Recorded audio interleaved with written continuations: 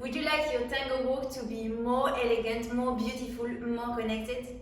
After you have watched this video, you will know exactly what you have to do to really bring your tango walking to the next level, make it much more powerful, more elegant and more connected.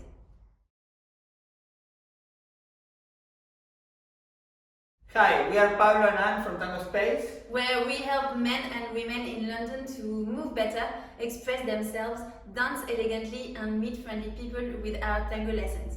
And the walk is kind of our specialty. In our school, all of our students have to really work on the walk. It's really important for us. We have experienced dancers who actually join us just so that they can work on the walk with us.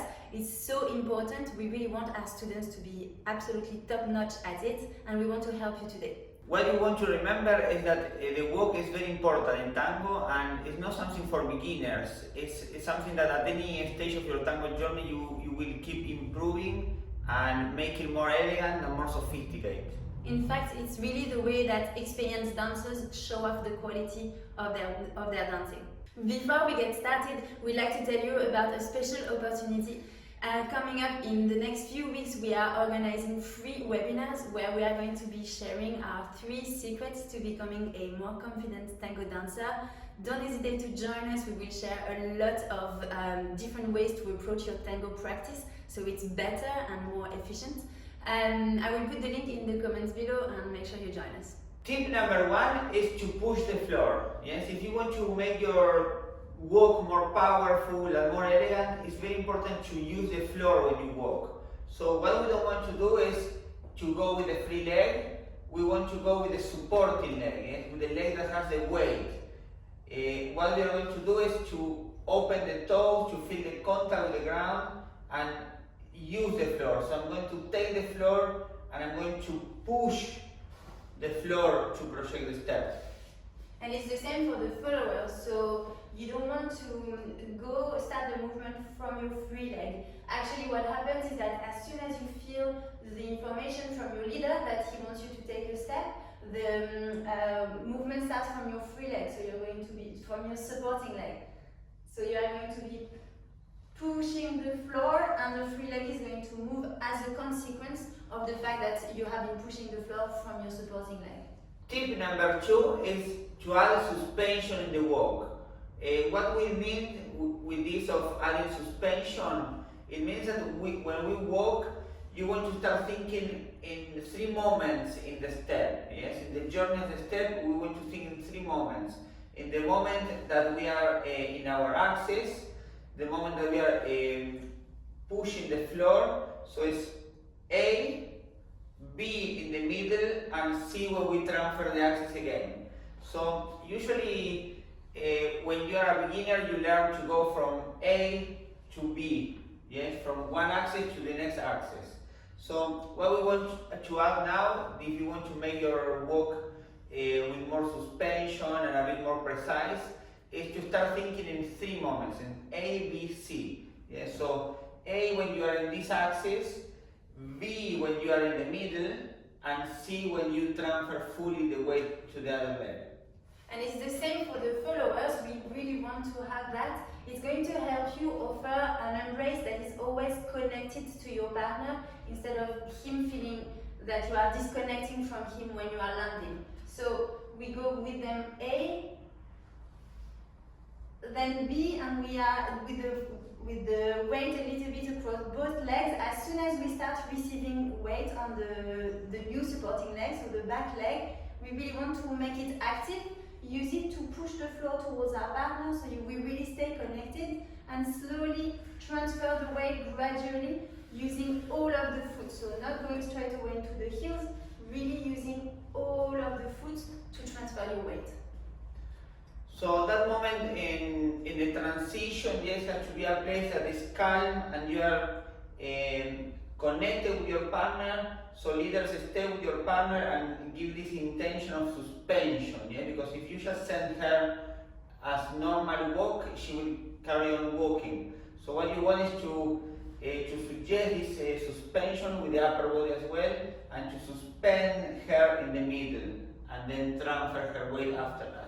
Tip number 3 is add power in the small steps too. So what we found is that sometimes some students really manage to bring power to the big steps, but don't bring any power to the small steps. And in Tango, we want to have the feeling of power, of energy, of projection and suspension in the small steps as well. So don't think that the small steps are passive or don't have power. They are actually very active. Yeah, this is it also for the leaders, yes.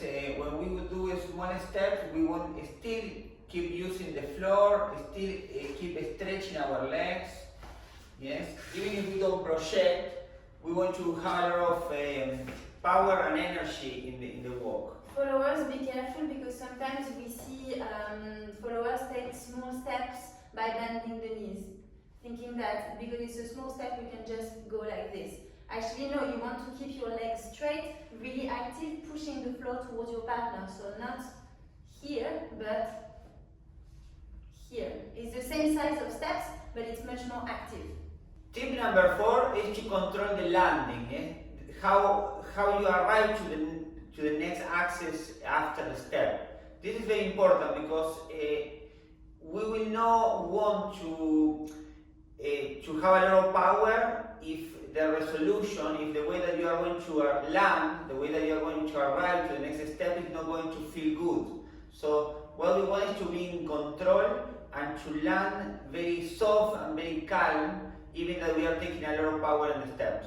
It's the same for the ladies. So you want to, because you are walking backwards on high heels, maybe you're going to lose a little bit your balance, especially if you are working on adding projection and power. You really want to control your landing, so you push the floor with him, transfer your weight, and as soon as you have transferred your weight, you want to make this supporting leg, the new supporting leg, this one, very active, very strong, pushing the floor towards your partner, gradually transferring your weight.